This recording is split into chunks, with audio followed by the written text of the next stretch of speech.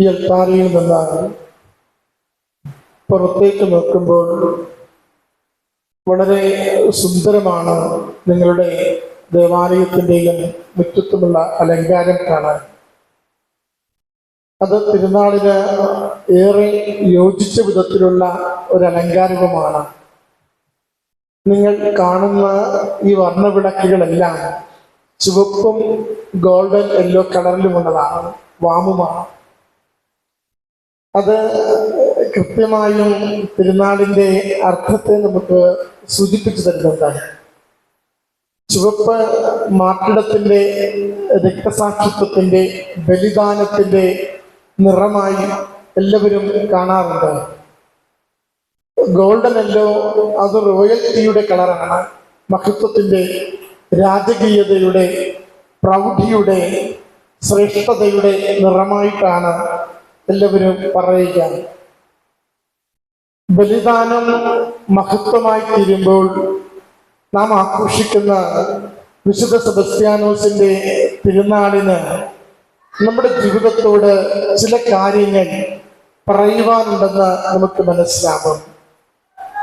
എന്തുകൊണ്ട് നാം ഓരോരുത്തരും ഈ ആലയത്തിൽ ഈ ദിനം ആയിരിക്കുന്നു എന്നതിൻ്റെ അർത്ഥം വിശുദ്ധ സെബസ്ത്യാനോസ് നമ്മുടെ ജീവിതത്തോട് എത്ര കണ്ട് ബന്ധപ്പെട്ടിരിക്കുന്നു എന്നതിനെ കൂടി ആശ്രയിച്ചാണ്.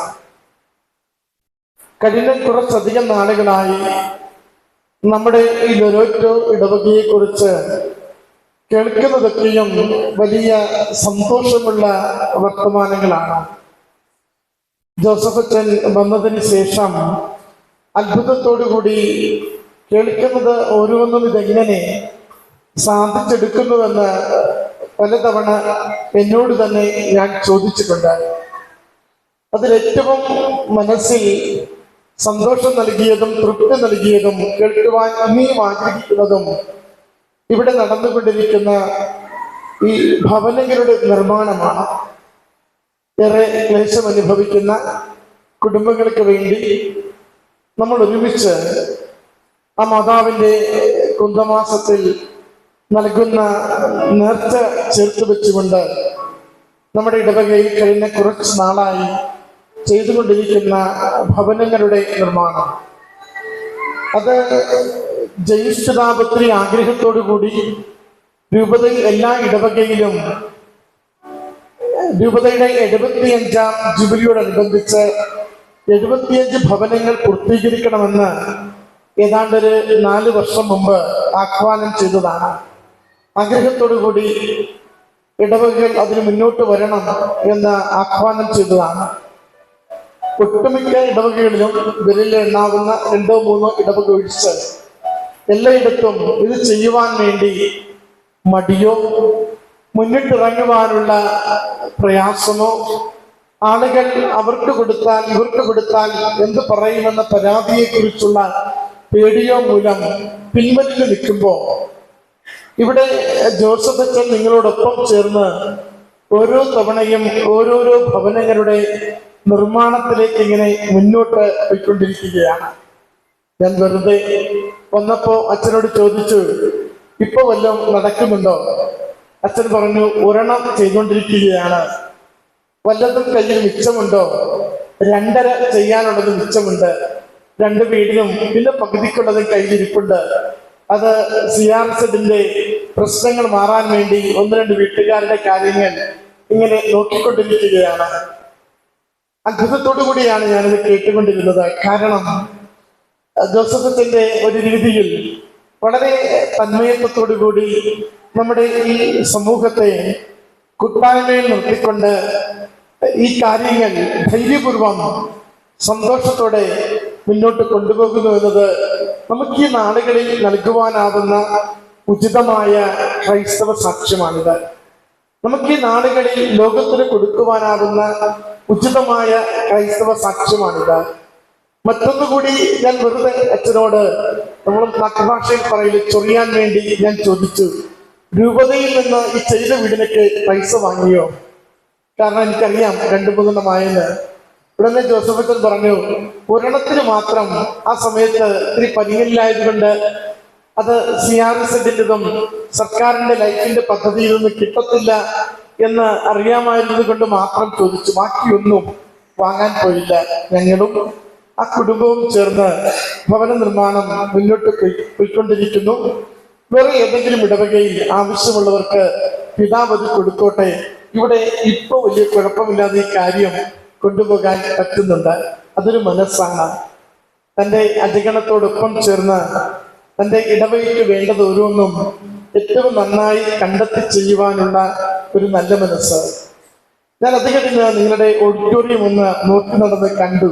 അച്ഛൻ കൊണ്ടുപോയി ഒരു ചെറിയ ആശീർവാദത്തിന്റെ കാര്യം പറഞ്ഞുകൊണ്ട് വളരെ സുന്ദരമായിരിക്കുന്നു, വളരെ നന്നായിരിക്കുന്നു, വളരെ വിശാലമായിട്ട് നന്നായി പുതുക്കിയത് നവീകരിച്ച് വിസ്തൃതമാക്കി അത് ചെയ്തിരിക്കുന്നു. അതിന് മുമ്പ് ഞാനത് കണ്ടിട്ടുണ്ട്. അത് എല്ലാം കാണുമ്പോൾ നമ്മൾ മനസ്സുകൊണ്ട് ഇങ്ങനെ സന്തോഷത്തോടെ ആഗ്രഹിക്കുകയാണ്. അച്ഛൻ്റെ ഈ നാളുകളിൽ ഇവിടെ ഉണ്ടായിരുന്ന സേവനം എത്ര കണ്ട് അതിൻ്റെ അടിസ്ഥാന കാര്യങ്ങളെ നന്നായി വളർത്തുന്നതിനും ഉയർത്തുന്നതിനും വേണ്ടി അച്ഛൻ ശ്രദ്ധ പതിപ്പിക്കുകയും ഇടവകയെ ഒരുമിച്ച് അതിനു വേണ്ടി കൊണ്ടുവരികയും ചെയ്തുവെന്നാൽ നിങ്ങൾ അതിനു വേണ്ടി സഹായിച്ചു. നിങ്ങൾ സഹായിച്ച കാര്യവും അച്ഛൻ പറഞ്ഞു. കുഴപ്പമില്ല, അച്ഛൻ ഗ്യാരണ്ടിയോടെ പറഞ്ഞു 2 വർഷത്തിനുള്ളിൽ സഹായിച്ചവർക്കൊക്കെ ഞാൻ തിരികെ കൊടുക്കും, അല്ലെങ്കിൽ വന്നവര് തിരികെ കൊടുക്കും, ഒരു കുഴപ്പവും അതിലുണ്ടാവത്തില്ലെന്ന കാര്യങ്ങൾ മനസ്സിലായെന്ന് കരുതുന്നു. പ്രിയമുള്ളവരെ, അച്ഛനത് പറഞ്ഞതിന് കാരണം നമ്മൾ വിശുദ്ധ സെബസ്ത്യാനോസിന്റെ രക്തസാക്ഷിത്വ തിരുനാൾ ആഘോഷിക്കുകയാണ്.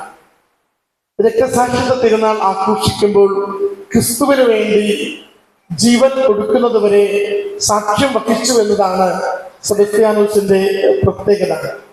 നിങ്ങൾക്ക് എല്ലാവർക്കും അറിയാം, ഈ കാണുന്നത് പോലെയല്ല വിശുദ്ധൻ മരിച്ചതെന്നാൽ. ഇത് ജീവിതത്തിന്റെ ഏതാണ്ടൊരു നട്ടുച്ചയ്ക്ക് രാജാവിന്റെ ഏറ്റവും വിശ്വസ്തനായ ഭക്തനായി നിൽക്കുമ്പോ ക്രിസ്തുവിന് വേണ്ടി തന്റെ ജീവിതത്തെ സമർപ്പിക്കുന്നുവെന്ന് തിരിച്ചറിയുമ്പോ അമ്പെയ്ത് കൊല്ലുവാനായി കൊണ്ടുപോകുന്നതും അമ്പെയ്ത് ആകെ വേദനയാൽ പൊളഞ്ഞ് മരത്തിൽ കെട്ടിയിടപ്പെട്ട വിശുദ്ധന്റെ രൂപത്തെയാണ് നമ്മൾ കാണുന്നത്. ഇതിൽ നിന്നും വിശുദ്ധൻ ജീവനോടെ തിരികെ വന്ന കാര്യം നിങ്ങൾക്കറിയാമെന്നാണ് അച്ഛൻ സൂചിപ്പിച്ചത്. പിന്നീട് സെബസ്ത്യാനോസിനെ അടിച്ചു കൊല്ലുകയായിരുന്നു. പക്ഷെ ഇത്രത്തോളം സകലത്തെ ലോകത്തിനു മുമ്പിൽ ജീവസിച്ചതായി പ്രകാശിപ്പിക്കുവാൻ പറ്റിയ മറ്റൊരു മാതൃക നമുക്കില്ല. ഈശോയുടെ കുരിശുമരണം കഴിഞ്ഞാൽ ശരിക്കും സകലത്തിന്റെ മുഴുവൻ തീവ്രതയെയും ശരീരത്തിൽ നോക്കുമ്പോൾ തന്നെ നമ്മളിലേക്ക് വല്ലാതെ പകർന്നു തരുന്ന തേജസ്സുള്ള, നെഞ്ചുവിരിച്ച് ശിരസ്സുയർത്തി നിൽക്കുന്ന സുന്ദരമായ രൂപമാണ് സെബസ്ത്യാനോസിൻ്റെത്. സഹനത്തെ എങ്ങനെ ജീവിതത്തോട് ചേർത്ത് പിടിക്കണമെന്ന് നമ്മളെ ഇത് ഓർമ്മിപ്പിക്കുകയാണ്. പ്രിയമുള്ളവരെ, നമ്മുടെ ഓരോരുത്തരും ഈശോയുടെ സാക്ഷി ജീവിതത്തിലേക്ക് വിളിക്കപ്പെട്ടവരാണ്. ഈശോയുടെ സാക്ഷി ജീവിതത്തിലേക്കാണ് നാം ഓരോരുത്തരും മാമോദീസയിലൂടെ വിളിക്കപ്പെട്ടത്.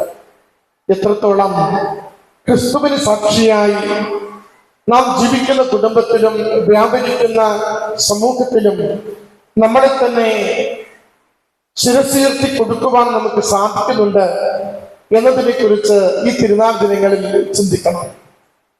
ചൊല്ലുന്ന പ്രാർത്ഥനയല്ല ക്രൈസ്തവ സാക്ഷ്യം എന്ന് പറയുന്നത്.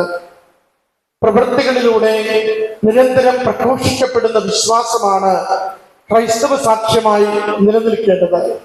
എന്റെ മനസ്സിൽ ചില ചിത്രങ്ങൾ തെളിഞ്ഞു വരുന്നുണ്ട്. നെഗറ്റീവും പോസിറ്റീവും ഉണ്ടതില്. നെഗറ്റീവ് 1-2 സൂചിപ്പിക്കാമെന്ന് ആദ്യം ഞാൻ കരുതുകയാണ്.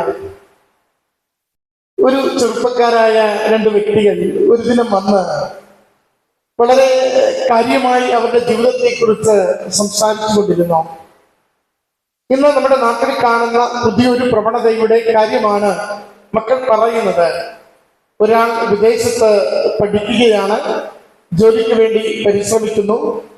അവിടെ നിയമങ്ങൾ വേഗം വേഗം മാറി വരുന്നു. അതുകൊണ്ട് സ്പൗസ് വിസ കിട്ടാൻ പ്രയാസമായി വരുന്നു. പഠന രാജ്യം കാനഡയാണ്. അതുകൊണ്ട് ഈ പഠനം തീരുന്നതിന് മുമ്പ് സ്പൗസിലേക്ക് അപേക്ഷിച്ചത് ശരിയാക്കി എടുക്കണം, ഇല്ലെങ്കിൽ സ്പൗസിനെ കൊണ്ടുപോകാൻ പറ്റില്ല. ഞാൻ അതുകൊണ്ട് എൻ്റെ പഠനം തീരുന്നതിന് ഏതാണ്ട് ഒരു 6 മാസം മുമ്പ് അത്യാവശ്യം ഒന്ന് മടങ്ങി വന്നിരിക്കുകയാണ്, ഒന്ന് വിവാഹം ചെയ്ത് പോകാനായിട്ട്. ഒരു 10-12 ദിവസത്തേക്കൊന്ന് മടങ്ങി വന്നിരിക്കുന്നു. പെട്ടെന്നൊന്ന് വിവാഹം ചെയ്ത് പോണം. രണ്ടുപേരും ഏതാണ്ട് ഒരു 12-13 വർഷമായി പ്രേമത്തിലായിരുന്നു. ഏതാണ്ട് 8ാം ക്ലാസ്സോ 7ാം ക്ലാസ്സോ മുതൽ തുടങ്ങിയ പ്രേമമാണ്. വിവാഹത്തിന് നല്ല പ്രായമെത്തിയവരാണ്. വീട്ടുകാർ അറിഞ്ഞ് അംഗീകരിച്ച് വെച്ചിരിക്കുന്ന വിഷയമാണ്. ഇവർ വന്ന് സംസാരിക്കുന്നത് ഈ വിവാഹത്തിന് വേണ്ടുന്ന സഹായം അച്ഛനൊന്ന് ചെയ്തു തരണം. ഞാൻ ചോദിച്ചു, എന്താ ഇപ്പൊ പ്രത്യേകിച്ച് വേണ്ടേ? അവരാദ്യം രജിസ്റ്റർ ചെയ്ത് ഒരു സർട്ടിഫിക്കറ്റുമായി പോകുവാൻ വേണ്ടിയാണ് രഹസ്യമായി ഉദ്ദേശിച്ചത്. പക്ഷെ 30 ദിവസം അവധിയില്ലാത്തത് കൊണ്ട് അത് മുടങ്ങി, അതിനെ മുന്നോട്ട് പോകുവാൻ പറ്റാതെ വന്നു. പള്ളിയിൽ ചെന്ന് വിവാഹത്തെ കുറിച്ച് ചോദിച്ചപ്പോൾ വിവാഹൊരുക്കൽ കോഴ്സിനെ കുറിച്ച് പറഞ്ഞു. വീണ്ടും വെട്ടിലായി. 20ൽ വിവാഹൊരുക്കൽ കോഴ്സ് ഇവർ ചോദിച്ചതിന്റെ തലേ ദിവസം തീർന്നു. പിന്നെ അടുത്ത മാസമേ ഉള്ളൂ. അതുകൊണ്ട് പരിചയത്തിൽ എൻ്റെ അടുത്ത് വന്ന് ഈ വിഷയങ്ങൾ സംസാരിച്ചു. ഞാൻ ഏതാണ്ട് 6 രൂപതകളിൽ ഈ മക്കൾക്ക് വേണ്ടി വിവാഹൊരുക്കൽ കോഴ്സ് ഉണ്ടോ എന്ന് തിരക്കി. അങ്ങ് ട്രിവാൻഡ്രം മുതൽ ഇങ്ങോട്ട് തുടങ്ങി. ട്രിവാൻഡ്രം, കൊല്ലം, പുനലൂർ, നെയ്യാറ്റിൻകര, ചങ്ങനാശ്ശേരി, കൊല്ലം, ആലപ്പുഴ, കൊച്ചുവരാപ്പുഴ, ഇത്രയും രൂപതകളിൽ എവിടെയെങ്കിലും വിവാഹൊരുക്കൽ കോഴ്സ് ഉണ്ടോ എന്ന് തിരക്കി. അങ്ങനെ അവസാനം വരാപ്പുഴയിൽ ഉണ്ടെന്ന് മനസ്സിലാക്കി ഈ മക്കളോട് പറഞ്ഞു, ഇവിടെ വിവാഹൊരുക്കൽ കോഴ്സ് ഉണ്ട്, അച്ഛനെ വിളിച്ച് ഇവർക്ക് രണ്ടുപേർക്കും ഒരു അവസരം ഇതിൽ കൊടുക്കുമോ എന്ന് ചോദിച്ചു. രണ്ടുപേരെയും വികാരിയച്ഛന്മാരോട് സംസാരിച്ചു. ഈ മക്കൾ പോയി കോഴ്സ് കൂടി. ഏതാണ്ട് 5 ദിവസം കഴിഞ്ഞപ്പോൾ ഇവരുടെ വിവാഹം നടന്നു. 5-6 ദിവസം കഴിഞ്ഞപ്പോൾ വിവാഹം നടന്നു. 2 കൂട്ടരുടെയും ബന്ധുക്കളെ മാതാപിതാക്കൾ ഫോൺ വിളിച്ചറിയിച്ച് ആ വിവാഹത്തിന് വേണ്ടി വരുത്തി. ഞാനും സ്വാഭാവികമായിട്ടും അവരെ കെട്ടിക്കുവാൻ വേണ്ടി ആ വിവാഹത്തിലുണ്ടായിരുന്നു.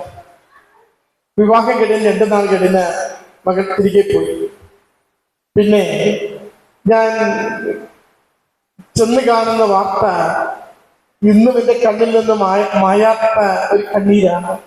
66ാമത്തെ ദിവസം ഈ വിവാഹം ചെയ്ത വരൻ, ഈ പയ്യൻ ആത്മഹത്യ ചെയ്തു. 66ാമത്തെ ദിവസം വിവാഹം ചെയ്ത പയ്യൻ ആത്മഹത്യ ചെയ്തു.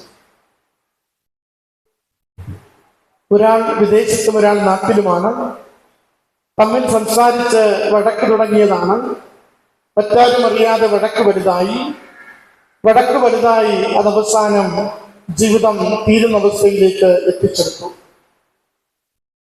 ഇനി പെൺകുട്ടി ഇപ്പോഴും മനോനില നേരെ വരാതെ, ഉറക്കമില്ലാതെ, ഭക്ഷണമില്ലാതെ, ഒരുവിധം ഭ്രാന്തിയെപ്പോലെ കാനഡയിൽ അവിടെ ജീവിക്കുന്നിടത്ത് കഴിയുന്നുണ്ട്. പ്രിയമുള്ളവരെ, 14-15 വർഷത്തെ പ്രേമത്തിന് എന്ത് വില? വിവാഹമെന്ന കൂദാശയ്ക്ക് എന്ത് വില? എന്തിന് എല്ലാവരെയും ചേർത്ത് നിർത്തി അൽത്താരയുടെ മുമ്പിൽ കരം പിടിച്ചുകൊണ്ട് ഇന്നു മുതൽ മരണം വരെ ഒരുപോലെ ജീവിക്കുമെന്ന് പറഞ്ഞ് കൗതാശികമായി നേടിയ പ്രസാദപരത്തിന് എന്ത് പ്രസക്തി? കണ്ണിൽ നിന്ന് രണ്ടുപേരുടെയും രൂപം ഇതുവരെ മാറിയിട്ടില്ല. ഓർക്കണമേ, നമ്മൾ ഓരോരുത്തരും ചേർക്കപ്പെടുന്നത് സാക്ഷി ജീവിതത്തിലേക്കാണ്.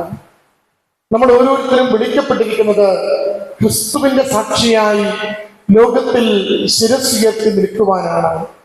നമ്മളെയൊക്കെ എന്താണ് മുന്നോട്ട് കൊണ്ടുപോയിക്കൊണ്ടിരിക്കുന്നത്? നമ്മളെയൊക്കെ എന്താണ് നിരന്തരം സ്വാധീനിച്ചു കൊണ്ടിരിക്കുന്നത്? ഒത്തിരി വാശികളും ഭൗതിക സാഹചര്യങ്ങളുടെ സ്വാധീനങ്ങളും നമ്മളെ നന്നായി ഒന്ന് സ്വാധീനിച്ചു കഴിയുമ്പോൾ, ജീവിതത്തിന്റെ ഭാഗമായി കഴിയുമ്പോൾ നമ്മുടെ ആത്മീയത വല്ലാതെ താഴ്ന്നു പോകുന്നു, അത് മാറിപ്പോകുന്നു. നമുക്ക് തന്നെ യേശുവിന്റെ സ്വന്തമെന്ന് പറയുവാനാവാത്ത വിധം വെട്ടിപ്പിടിക്കുവാൻ വേണ്ടിയുള്ള നെട്ടോട്ടത്തിൽ, എല്ലാവരെയും തോൽപ്പിക്കുവാൻ വേണ്ടിയുള്ള പരിശ്രമങ്ങളിൽ, ജീവിതമാണ്, ജീവിതത്തിന്റെ സമ്പന്നതയ്ക്ക് വേണ്ടി, സ്വസ്ഥതയ്ക്ക് വേണ്ടിയുള്ള പരക്കം പാച്ചിലിൽ ആത്മാവിനെ മറന്നുകൊണ്ടുള്ള ഒരു യാത്ര വല്ലാതെ നമ്മുടെയൊക്കെ കുടുംബങ്ങളിൽ, വ്യക്തിജീവിതങ്ങളിൽ നിന്ന് കൂട്ടിവരുന്നുണ്ട്. അതുകൊണ്ടാണ് കർത്താവ് വചനത്തിൽ പറയുക, ആര് എന്നെ മനുഷ്യരുടെ ഇടയിൽ ഏറ്റുപറയുന്നുവോ അവനെ സ്വർഗപിതാവിന്റെ മുമ്പിൽ ഞാനും ഏറ്റുപറയുന്നു. ആരെന്നെ മനുഷ്യരുടെ മുമ്പിൽ ഏറ്റുപറയുന്നുവോ അവരെ സ്വർഗപിതാവിന്റെ മുമ്പിൽ ഞാനും ഏറ്റുപറയുമെന്നാണ്. മറ്റൊരു കുടുംബത്തെ ഞാൻ കണ്ടത് ഇതുപോലെ തന്നെ. ആ കുടുംബത്തിന്റെ വിവാഹത്തിന് ശേഷമുള്ള അവർക്കൊരു കുഞ്ഞുണ്ടാവുന്ന നാളുകളിലാണ്. ആ പ്രത്യേകത, നല്ല കൊറോണ കാലത്തുള്ളൊരു വിവാഹം, ആരെയും ഒന്ന് പങ്കെടുക്കുവാൻ പോലും പറ്റാത്ത വിധം ചുരുങ്ങിയ 20-22 പേർ മാത്രം പങ്കെടുത്തൊരു വിവാഹം. വിവാഹത്തിന് ശേഷം ഒത്തിരി സന്തോഷത്തോടു കൂടി ആ കുടുംബജീവിതം മുന്നോട്ട് പോയി. അപ്പോൾ അറിഞ്ഞു ഉദരത്തിലൊരു ശിശു ഉരുവാകുന്നുണ്ടെന്നാണ്. നന്നായി ആ ഗർഭകാലം മുന്നോട്ട് ആ ദമ്പതികൾ കൊണ്ടുപോകുന്നുണ്ട്. വളരെ സാധുക്കളായ ഭാര്യയും ഭർത്താവും, സാധാരണ വീട്ടിലെ 2 മക്കളാണ്.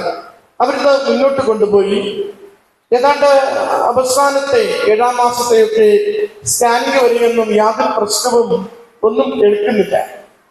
ഒരു ഓമനത്വമുള്ള കുഞ്ഞിനു വേണ്ടി ഈ ദമ്പതികൾ കാത്തിരിക്കുമ്പോൾ പിന്നീട് ദിവസങ്ങൾ കഴിയുമ്പോൾ അറിയുന്നത് കാര്യമായ പോരായ്മകൾ ഈ കുഞ്ഞിന് ഉണ്ട് എന്ന അറിവാണ്.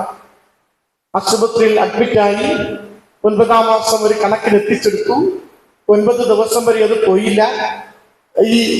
ഈ മകള് പ്രസവിച്ചു. കയ്യിലേക്ക് ഒരു കുഞ്ഞിനെ പിറന്നു കിട്ടി. കുഞ്ഞ് ആകെ വല്ലാത്ത അവസ്ഥയിലാണ്.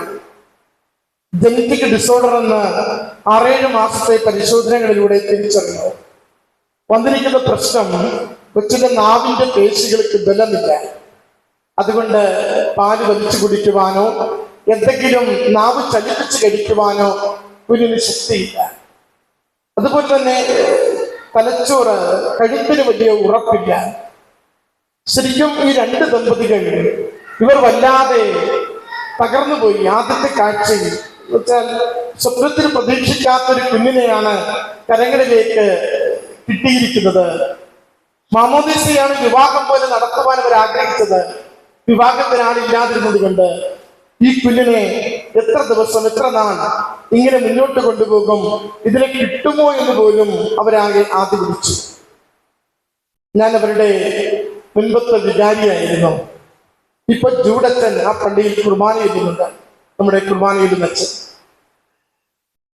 ഇതിങ്ങൾ എന്നെ വിളിച്ചു, ഞങ്ങളാകെ സങ്കടത്തിലാണ്. ഞങ്ങൾക്കൊരു മോള് ജനിച്ചു. മോളുടെ അവസ്ഥ ഇത്ര കണ്ട് ആരോഗ്യപരമായി ദൈന്യതയിലാണ്. പക്ഷെ ഞങ്ങൾക്ക് സങ്കടമില്ല.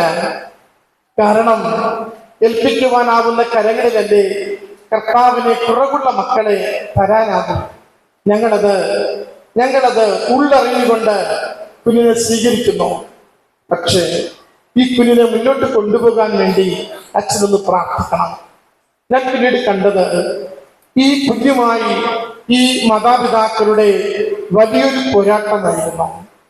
എന്തെങ്കിലും ഒരല്പം ഭക്ഷണം ഉള്ളിലേക്ക് ചെന്നാൽ പെട്ടെന്നത് ശ്വാസം മുട്ടും, നേരെ ഐസിയുലാകും. ഐസിയിൽ നിന്ന് പുറത്തു കൊണ്ടുവരും. വീട്ടിൽ 2 ദിവസം ഐസിയുലേക്ക് പോകും. ഇതൊരു ഓട്ടമായിരുന്നു. പക്ഷെ ഈ വീട്ടിൽ എന്തൊക്കെ ചെല്ലുന്നുവോ ചെല്ലുമ്പോഴൊക്കെയും ഈ അപ്പൻ, ജോൺ ബോസ്കോ എന്നാണ് അവന്റെ പേര്, അവൻ ചിരിച്ച് സന്തോഷത്തോടെ ഈ കുഞ്ഞിനെ കരങ്ങളിലെടുത്ത് ഒത്തിരി വർത്തമാനം പറഞ്ഞ് ലാളിക്കുന്നത് കാണുമ്പോൾ നമ്മുടെ കണ്ണു നിറഞ്ഞു പോകും. കർത്താവേ, എഴുന്നേൽക്കുവാനാവാത്ത, നടക്കുവാനാവാത്ത, എന്ന് പാല് പോലും വലിച്ചു കുടിക്കുമെന്ന് ഉറപ്പില്ലാത്ത, എത്ര നാൾ ആയുസ്സുണ്ടെന്നറിയാത്തൊരു പൈതലിനെ ഈ കരങ്ങളിലിട്ട് ഇവൻ ഇത്ര കണ്ട് കൊഞ്ചിക്കുന്നല്ലോ എന്നോർത്ത് പലതവണ ആ വീടിനകത്ത് പോയി നിലവിളിച്ചിട്ടുണ്ട്. അവന്റെ കണ്ണ് നിറയുന്നത് ഞാൻ കണ്ടിട്ടില്ല. നമ്മൾ സങ്കടപ്പെട്ട് നിൽക്കുമ്പോ, ചിരിയില്ലാതെ നിൽക്കുമ്പോ അവൻ നമ്മളെ നോക്കി ചോദിക്കും, അച്ഛൻ എന്താ വന്നിട്ട് ഇങ്ങനെ മൂടിയായിട്ട് നിൽക്കുന്നേ? എന്തെങ്കിലും പറ, കൊച്ചിനു വേണ്ടി ഒന്ന് പ്രാർത്ഥിയത്. ഇത് ഈശോ തന്ന കുഞ്ഞാണ്, അതുകൊണ്ട് എനിക്ക് രാവും പകലും ഈ കുഞ്ഞിനെ കരങ്ങളിലെടുത്ത് നെഞ്ചോട് ചേർത്ത് ഞാൻ കൊണ്ടു നടക്കുകയാണ്. അതുകൊണ്ട് എനിക്കിതിൽ പരാതിയില്ല, എനിക്കിതിനെ നോക്കാനാവുമെന്ന് ഉറപ്പുണ്ടെന്ന്. പ്രിയമുള്ളവരെ, ഇതൊരു സാക്ഷ്യമാണ്. ജീവിതം മുഴുവനും, അവരുടെ ജീവിതത്തിന്റെ രീതികൾ മുഴുവനും, സ്വാതന്ത്ര്യം മുഴുവനും, തൊഴിലിന് പോകുവാനുള്ള അവസരങ്ങൾ മുഴുവനും എല്ലാം നഷ്ടപ്പെട്ടുകൊണ്ട് ജീവിതം മുഴുവനും ഒരു കുഞ്ഞിലേക്ക്, അതിന്റെ വളരെ ഗുരുതരമായ രോഗാവസ്ഥയിലേക്ക് ചുരുങ്ങുമ്പോഴും അത് ദൈവത്തെ തിരിച്ചറിയുന്ന മകനായതുകൊണ്ട് അവൻ ആ നിമിഷങ്ങൾ മുഴുവനും ആ കുഞ്ഞിനെ കരങ്ങളിൽ, തമ്പുരാന്റെ കരങ്ങളിൽ കൊണ്ടേ കൊടുത്തുകൊണ്ട് ആ തിരികൃതയ രൂപത്തിനരികിൽ കൊണ്ടുപോയി തമ്പായി എന്ന് കാണിച്ചുകൊണ്ട് അമ്മ മാതാവിന്റെ ചിത്രം കുഞ്ഞിന്റെ ചുണ്ടിൽ തൊട്ട് മുത്തിച്ചുകൊണ്ട് നിരന്തരം പറഞ്ഞുകൊണ്ടിരിക്കും, തമ്പായി സുഖപ്പെടുത്തും, തമ്പായി സുഖപ്പെടുത്തും. അതുകൊണ്ട് കുഞ്ഞൊന്നുമില്ലെന്ന്. ഇത് ഒരു സാക്ഷ്യമാണ്. അച്ഛന് രണ്ട് വൈരുദ്ധ്യമുള്ള കുടുംബങ്ങളെ സൂചിപ്പിച്ചതിന് കാരണം നമ്മുടെ കുടുംബത്തെയും ജീവിതത്തെയും ഒന്ന് ചേർത്ത് വെച്ചുകൊണ്ട് ചിന്തിക്കാൻ സമയമായിട്ടുണ്ട്. ഞാൻ ജൈവികമായി ഇങ്ങനെ ജീവിച്ചു പോവുകയാണോ? എന്റെ തൊഴിലിൽ, എന്റെ സമ്പത്തിൽ, എന്റെ കൂടെയുള്ളവരെയൊക്കെ ഇങ്ങനെ അറിഞ്ഞുകൊണ്ടാണോ ഞാൻ ജീവിച്ചു പോകുന്നത്? വീടിനകത്ത് അറിയാതെ നിലവിളിക്കുന്നവരുടെ എണ്ണം കൂടി വരുന്ന കാലമാണിത്. വീടിനകത്ത് ചിലപ്പോഴെങ്കിലും അറിഞ്ഞുകൊണ്ട് അവഗണിക്കപ്പെടുന്നവരുടെ എണ്ണം കൂടി വരുന്ന കാലമാണിത്. അതുകൊണ്ട് കർത്താവിന്റെ കണ്ണുകൾ എല്ലാവരിലും എത്തിയതുപോലെ നമ്മുടെ കണ്ണുകൾ ഇന്ന് എല്ലാവരിലേക്കും എത്തണമെന്ന് ഓരോ സാക്ഷ്യ ജീവിതത്തോടും ഈശോ നിർബന്ധം പറയുന്നുണ്ട്. ഈ ദിവസങ്ങളിൽ വായിച്ചു കേൾക്കുന്ന സുവിശേഷങ്ങളിലൊക്കെയും നിങ്ങൾ കേൾക്കും, എല്ലാവരും ഒറ്റപ്പെടുത്തിയ കുഷ്ഠരോഗിയെ അവൻ സൗഖ്യപ്പെടുത്തിക്കൊണ്ട് ദേവാലയത്തിൽ വിട്ടു പറയും, പുരോഹിതരെ കാണിച്ചു കൊടുക്കുക സാക്ഷ്യത്തിന് വേണ്ടി. എന്നിട്ട് കുടുംബത്തിലേക്ക്, സമൂഹത്തിലേക്ക് അതിന്റെ ഭാഗമായി നീ ജീവിക്കുക. തളർവാദ രോഗിയെ സൗഖ്യപ്പെടുത്തിക്കൊണ്ട് അവൻ പറയും, നീ കലമാനെ പോലെ കുതിച്ചു ചാടുക, നിന്റെ കുടുംബത്തിലേക്ക്, ജീവിതത്തിലേക്ക്, പൊതുസമൂഹത്തിലേക്ക് തിരികെ പോകുക, ദൈവനാമത്തെ മഹത്വപ്പെടുത്തുക, പാപ സാഹചര്യങ്ങളിൽ നിന്ന് നീ അകന്നു നിൽക്കുക. ആ 4 പേർ ചേർന്ന് ഒരുവനെ ആ കൂരി ഇറക്കി താഴെ കൊണ്ടുവന്ന് കിടത്തുമ്പോൾ അവരെ നോക്കി, കൊണ്ടുവന്ന 4 പേരെ നോക്കി കർത്താവ് പറയും, ഇവരുടെ വിശ്വാസം വലുതാണ്, അതുകൊണ്ട് നീ എഴുന്നേറ്റ് നടക്കുകയെന്ന്. പ്രിയമുള്ളവരെ, നമ്മൾ ധീരരക്തസാക്ഷിയായ വിശുദ്ധ സെബസ്ത്യാനോസിനെ തിരുനാളിൽ ആവേശത്തോടെ, ആഘോഷത്തോടെ, സന്തോഷത്തോടെ ഈ തിരുക്രമങ്ങളിലൂടെ അനുസ്മരിക്കുകയും പ്രാർത്ഥിക്കുകയും ചെയ്യുമ്പോൾ നമ്മൾ ഓരോരുത്തരുടെയും ജീവിതത്തിലേക്ക് തിരികെ കൊണ്ടുവരേണ്ടത് മാമോദീസയിലൂടെ എന്നെ ഏൽപ്പിച്ച സാക്ഷി ജീവിതത്തിന്റെ ഉത്തരവാദിത്വത്തെ ഞാൻ എങ്ങനെ നിർവഹിച്ചു കൊണ്ടിരിക്കുന്നു. അല്പം കൂടി കരുണയോടുകൂടി പെരുമാറുവാൻ സാധിക്കണം. അല്പം കൂടി സ്നേഹത്തോടുകൂടി കുടുംബത്തിന്റെ ഉത്തരവാദിത്തങ്ങളെ നിർവഹിക്കുവാൻ സാധിക്കണം. അല്പം കൂടി വിശ്വസ്തയോടുകൂടി ബന്ധങ്ങളെ സൂക്ഷിക്കുവാൻ നമുക്ക് സാധിക്കണം. അല്പം കൂടി പ്രാർത്ഥനയോടുകൂടി എന്റെ ആത്മാവിനെ ശുദ്ധീകരിച്ചുകൊണ്ട് അതിന്റെ കറകളെ കഴുകി ജീവിക്കുവാൻ നമുക്ക് നിരന്തരം സാധിക്കണം. അല്പം കൂടി പ്രത്യാശയോടുകൂടി ദൈവത്തിൽ ആശ്രയിച്ച് നമ്മുടെ ജീവിതത്തെ മുന്നോട്ട് നയിക്കുവാനുള്ള ആത്മധൈര്യമുള്ളവരായി ജീവിതത്തിൽ സഞ്ചരിക്കുവാൻ നമുക്ക് സാധിക്കണം. ഇതാണ് സെബസ്ത്യാനോസ് ജീവിതത്തോട് പകർത്തണമെന്ന് പറയുക. യെശയ്യാ പ്രവാചകന്റെ പുസ്തകം 43:10 നമ്മൾ വായിക്കുന്നുണ്ട്, ഭയപ്പെടേണ്ട, ഞാൻ നിന്റെ കൂടെയുണ്ട്, ഞാൻ നിന്നെ സഹായിക്കും. ആരൊക്കെ കർത്താവിൽ ആശ്രയിച്ചുകൊണ്ട് ഒരു ജീവിതത്തിന് തയ്യാറെടുക്കുന്നുവോ, അതിന്റെ സാഹചര്യങ്ങൾ എത്ര കണ്ട് പ്രതികൂലമായിക്കൊള്ളട്ടെ, അവിടുന്ന് കൂടെയുണ്ട്, അവിടുന്ന് സഹായിക്കും. അതുകൊണ്ട് ഭയപ്പെടാതെ മുന്നോട്ട് പോകുവാൻ നമ്മളോട് വചനം നന്നായി സൂചിപ്പിക്കുകയാണ്.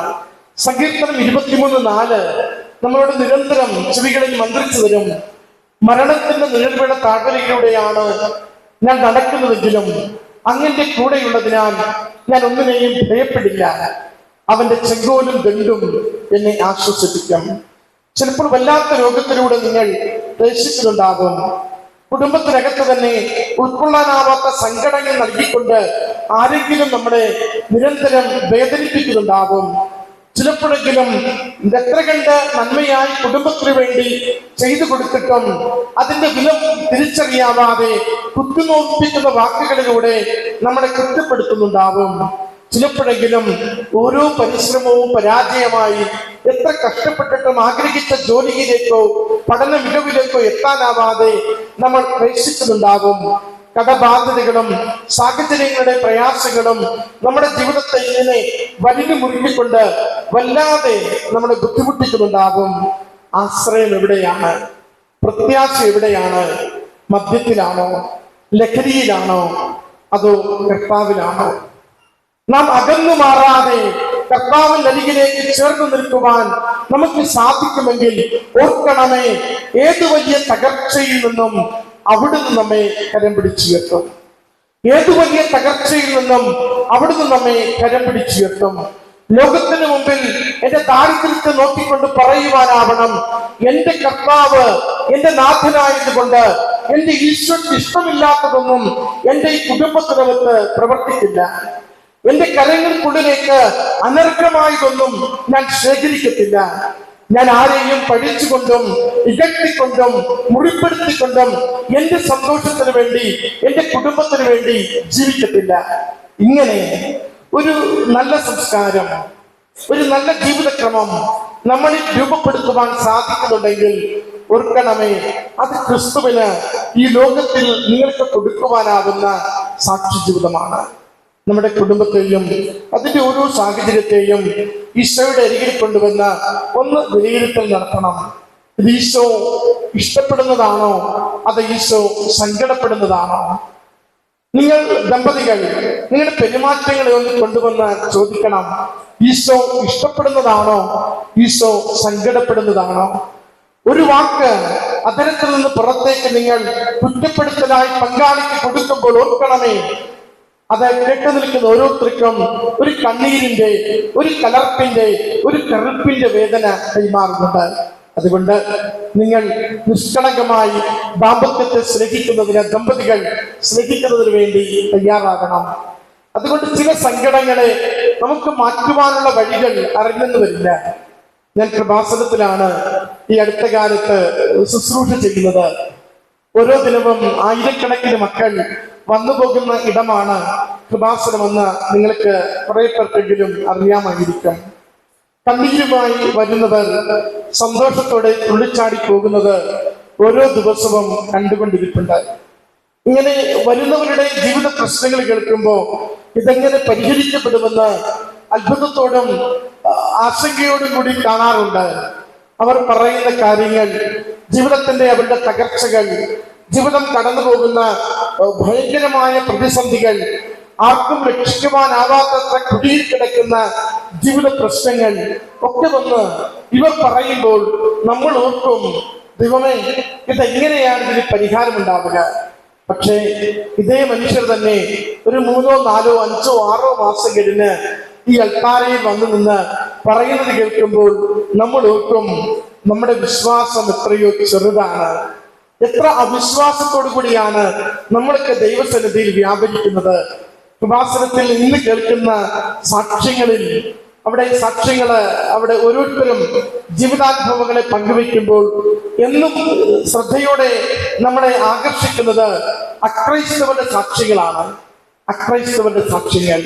ആ മക്കൾ വന്ന് അമ്മയുടെ തിരുനടയിൽ വന്ന് ഉടമ്പടിയെടുത്ത് ജീവിച്ചു തുടങ്ങിയതിനു ശേഷം അവർ പറയുന്ന ജീവിതത്തിന്റെ പരിവർത്തനത്തെ കുറിച്ച്, അവർക്ക് ലഭിക്കുന്ന നന്മകളെ കുറിച്ച്, അമ്മയിലൂടെ ലഭിക്കുന്ന ഇടപെടലുകളെ കുറിച്ച്, രോഗങ്ങളുടെ സൗഖ്യങ്ങളെ കുറിച്ച്, മരണത്തിന്റെ വക്കിൽ നിന്ന് പോലും തിരികെ നല്ല ജീവിതത്തിലേക്ക്, ജീവന്റെ ആരോഗ്യത്തിലേക്ക് അവരെ കൈപിടിച്ച് നടത്തുന്നതിനെ കുറിച്ച് ഇവർ സന്തോഷത്തോടെ തുള്ളിച്ചാടി കണ്ണു നിറഞ്ഞ് ഒക്കെ പറയുമ്പോൾ നമ്മളിങ്ങനെ അരികിൽ നിന്ന് ഇവരെ നോക്കിക്കൊണ്ടിരിക്കും.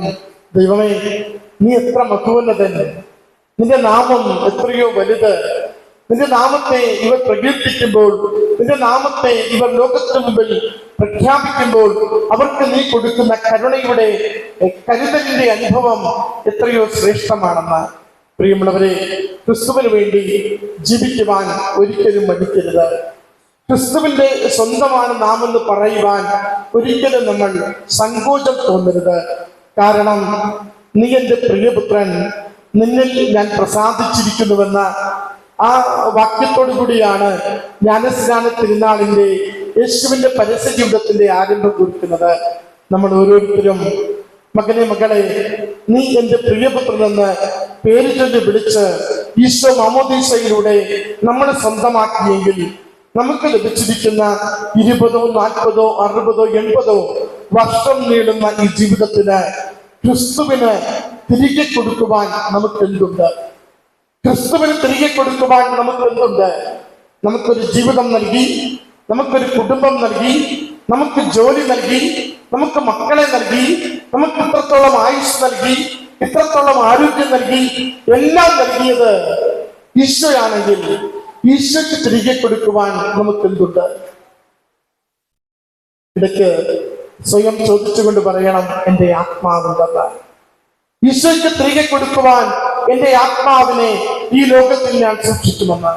അതിന് അവന്റെ നാമത്തെ നമ്മുടെ സാധാരണ ജീവിതത്തിൽ നിരന്തരം സാക്ഷ്യപ്പെടുത്തുന്ന ജീവിതത്തിലേക്ക് നമുക്ക് മാറുവാനാവണം. ഒരമ്മ എന്റെ മനസ്സിലുണ്ട്. അമ്മ ഏതാണ്ട് 80-85 വയസ്സായ ഒരമ്മയാണ്.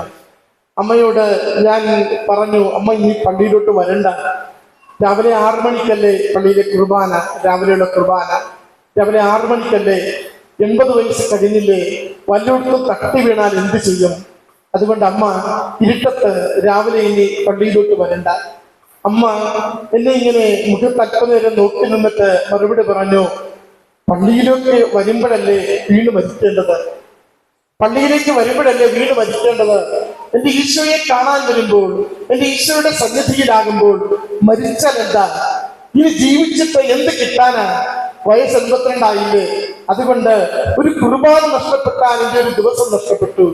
ഈശോയെ കണ്ടിട്ട് എന്റെ കുടുംബത്തിലേക്ക് പോയാൽ അപ്പം തുടങ്ങുന്ന ജപമാല ചൊല്ലൽ അന്ന് രാത്രി 11 മണി വരെ എനിക്ക് തുടർന്നുകൊണ്ടിരിക്കാൻ പറ്റും.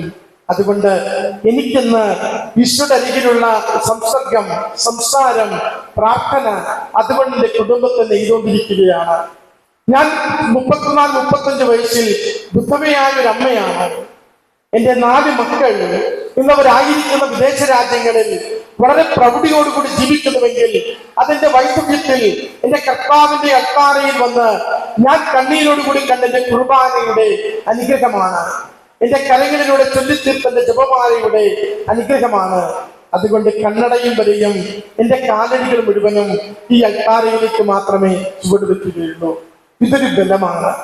ജീവിതത്തെ നയിച്ചതിന്റെ ഓർമ്മപ്പെടുത്തലുകളെ മുഴുവനും ഹൃദയത്തിലെത്തിക്കൊണ്ട് ലോകത്തോട് പറയുന്നു, ഞാനിന്ന് നടക്കുന്നുവെങ്കിൽ ആ നടത്തത്തിന് കാരണം എന്റെ കർത്താവ് പകർന്നു തന്ന അനുഗ്രഹമാണെന്ന്. ഇവിടെ പ്രസിഡന്റുമാരെല്ലാം ഒപ്പയും ഉഷയും ധരിച്ച് കൈകളിൽ തിരികളും തലയിൽ പൊക്കോലിയും ഒക്കെ വെച്ചിരിപ്പുണ്ട്. എന്താ ഇതിന്റെ അർത്ഥം? നിങ്ങളിങ്ങനെ സുന്ദരന്മാരും സുന്ദരികളുമായി ഈ ദേവാലയത്തിന് മുമ്പിൽ നല്ല തിളക്കത്തോടെ ഇരിക്കുമ്പോൾ ഇതിന്റെ അർത്ഥം എന്താണ്? നമുക്ക് ജനിച്ച നാള് മുതൽ ഓരോ ഉദാശകളിലും ചില കാര്യങ്ങൾ കൈമാറി തന്നിട്ടുണ്ട്. അച്ഛൻ ചോദിച്ചോട്ടെ, നിങ്ങൾക്ക് മാമോദീസയ്ക്ക് കിട്ടിയ ഒരു കൈത്തിരി ഉണ്ടായിരുന്നു, അതുണ്ടോ? മാമോദീസയ്ക്ക് ഒരു വെള്ളവസ്ത്രം ധരിപ്പിച്ചിരുന്നു, അതുണ്ടോ? കൈമോശം വന്നു, നമുക്ക് ആർക്കുമില്ലത്. ആദ്യ കുർബാനയ്ക്ക് ഒരു കപ്പോല തന്നിരുന്നു, കയ്യിൽ നല്ല ബൊക്കെ തന്നിരുന്നു, തിരിയുള്ളത് കത്തിച്ചത്, അതുണ്ടോ? കൈമോശം വന്നു, നമുക്കതില്ലത്. വീണ്ടും അങ്ങനെ മുൻപോട്ട് വന്നാൽ ആകെ കല്യാണത്തിന് കിട്ടിയ താലി മാത്രം കാണും, ചിലര് പണയം വെച്ചിട്ടുണ്ടാകും. എങ്കിലും അതൊഴിച്ച് ബാക്കിയൊന്നും കാണാൻ സാധ്യതയില്ല. എന്താണ് ഇങ്ങനെ ചില കാര്യങ്ങൾ നമുക്ക് തിരുനാളിൽ തരുന്നത്? ഇങ്ങനെ ആദ്യം മുതൽ നിങ്ങൾ ജനിച്ചു വീണ നാൾ മുതൽ നിങ്ങളുടെ ദൈവകൃപയിൽ വളർന്നു വരുന്നുവെന്ന് ഓർമ്മപ്പെടുത്തുവാൻ വേണ്ടി നിങ്ങൾക്ക് തന്നിരുന്ന ദൈവപര പ്രസാദത്തിന്റെ ചില അടയാളങ്ങളെ, പ്രതീകങ്ങളെ കൈമോശം വന്നുപോയെങ്കിൽ ഇന്ന് എങ്ങനെ അത് ജീവിതത്തിലേക്ക് കൊണ്ടുവരാം?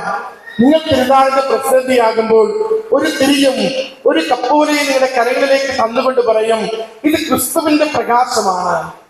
ക്രിസ്തു എങ്ങനെ വെളിച്ചമായി ലോകത്തിൽ ജീവിച്ചോ, പ്രസിദ്ധിയായി ഈ തിരുനാളിന്റെ ഉത്തരവാദിത്വം ഹൃദയത്തിലേക്ക് ഏറ്റെടുക്കുമ്പോൾ ഓർക്കണമേ, നമ്മുടെ ഓരോരുത്തരുടെയും ചുമതല ക്രിസ്തു ജീവിച്ച വെളിച്ചത്തെ പോലെ എന്റെ കുടുംബത്തിൽ, എന്റെ സമൂഹത്തിൽ, ഞാൻ വ്യാപരിക്കുന്നിടങ്ങളിൽ ഞാൻ ഇന്നു മുതൽ ഈ നിമിഷം മുതൽ മുൻപോട്ട് മുഴുവനും വെളിച്ചമായി ജീവിക്കുമെന്ന്.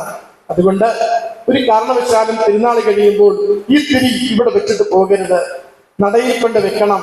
ഇടയ്ക്കിടയ്ക്ക് നോക്കണം എനിക്ക് വെളിച്ചമുണ്ടോ എന്ന്. തിരിയിരിക്കുമ്പോൾ നമ്മുടെ ഉള്ളിൽ വെളിച്ചം. ഇവിടെ അച്ഛൻ ഓരോരുത്തരെയും വാഴിച്ചപ്പോൾ കൃത്യമായിട്ട് തിരി കത്തിച്ചാണ് തന്നത്. കത്തിച്ചു തന്നതിന് കാരണം നീ വെളിച്ചമായി തീരുവാൻ നിന്റെ കരങ്ങളിൽ പന്തമായി നിൽക്കട്ടെ എന്നാണ്.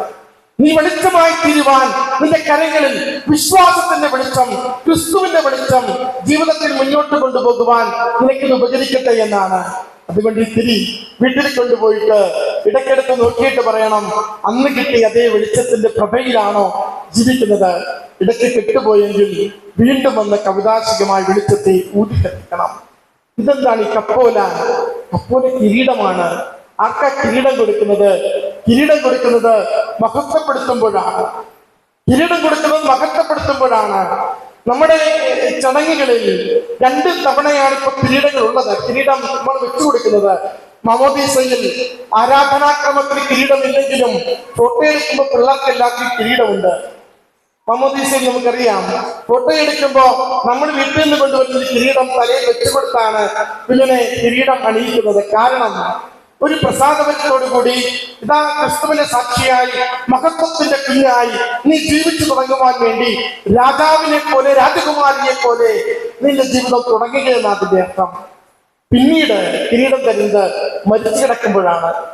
മരിച്ചു കിടക്കുമ്പോൾ എന്താ കിരീടം വെക്കുന്നത്? കാരണം ഈ ലോകത്തിന്റെ എല്ലാ സഹനങ്ങളും, എല്ലാ പ്രതിസന്ധികളും, എല്ലാ പ്രശ്നങ്ങളും ക്രിസ്തുവിനോട് ചേർന്ന് നിന്ന് നീ സഹിക്കുകയും അടുത്ത ലോകത്തിലേക്ക്, നിത്യതയിലേക്ക് നീ ധൈര്യപൂർവം സഞ്ചരിക്കുകയും ചെയ്തതുകൊണ്ട് നിന്നെ നിത്യതയുടെ കവാടത്തിൽ ഈശോ കിരീടമണിയിച്ച് കയറ്റട്ടെ എന്ന് പ്രാർത്ഥിക്കുന്നതിന്റെ സൂചകമാണ് കിരീടമണിയിച്ച് നിങ്ങളെ ഓരോരുത്തരെയും മരണത്തിന്റെ സമയത്ത് അടക്കത്തിലേക്ക് കൊണ്ടുപോകുന്നത്. എന്തിനാ ഇപ്പൊ കിരീടം തരുന്നത്? ഇപ്പൊ കിരീടം തരുന്നത് നിങ്ങൾ എല്ലാവരും മഹത്വമുള്ളവരാണ്. ദൈവം അനുഗ്രഹിച്ച് ആശീർവദിച്ച് നമ്മളെ ഓരോരുത്തരെയും അവന്റെ നാമത്തിൽ മഹത്വപ്പെടുത്തിക്കൊണ്ട് ജീവിതത്തെ നയിക്കുന്നവരാണ്.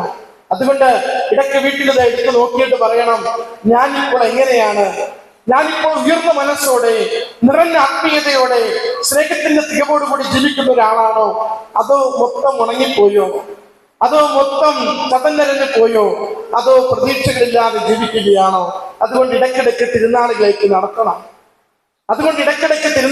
നടത്തണം. ഈ വിശ്വാസത്തിന്റെ പ്രതീകങ്ങളെ കുടുംബത്തിൽ ഭദ്രമായി സൂക്ഷിച്ചുകൊണ്ട് പറയണം, ഇത് ഇത്ര തിരുനാൾ എന്റെ ജീവിതത്തിൽ ഞാൻ നടത്തി.